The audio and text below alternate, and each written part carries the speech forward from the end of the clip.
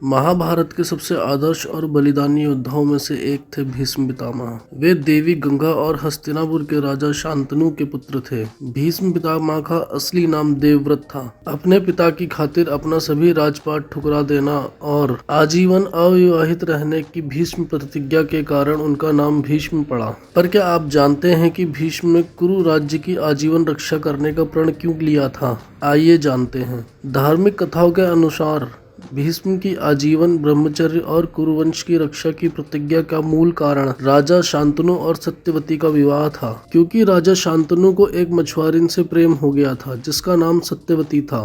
जब राजा शांतनु ने सत्यवती से विवाह का प्रस्ताव रखा तब उनके पिता ने राजा शांतनु के सामने एक शर्त रखी कि वह अपनी बेटी का विवाह तभी करेंगे जब उसकी बेटी का पुत्र ही भविष्य में हस्तिनापुर का राजा बनेगा। शांतनु अपने बड़े पुत्र देवव्रत यानी भीष्म को राजा के सिंहासन से वंचित रखने के पक्ष में नहीं थे, जिस कारण वह चिंतित रहने लगे।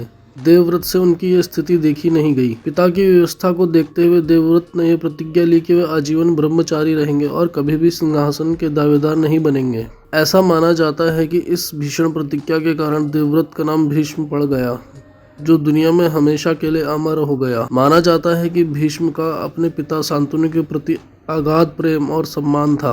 इस भीष्म प्रतिज्ञा के कारण राजा शांतनु ने देवव्रत को इच्छा मृत्यु का वरदान दिया था। गंगा पुत्र भीष्म की कठोर प्रतिज्ञा और कर्तव्य पारायणता का प्रतीक साबित हुई। उन्होंने हस्तिनापुर की रक्षा के लिए अपने व्यक्तिगत सुख, परिवार और इच्छाओं की कुर्बानी दे दी। उनके इस त्याग ने उन्हें महाभारत के महानतम योद्धाओं और विचारकों में स्थान दिलाया। ऐसी तमाम जानकारियों के लिए मोक्ष चैनल को सब्सक्राइब कर दें, बेल आइकन को भी ज़रूर दबा दें ताकि आपसे कोई भी महत्वपूर्ण जानकारी ना छूटे और साथ ही साथ हर एक वीडियो को नोटिफिकेशन आप तक पहुंचे। कोई शिकायत या सजेशन देना चाहते हो तो नीचे कमेंट सेक्शन के माध्यम से दें।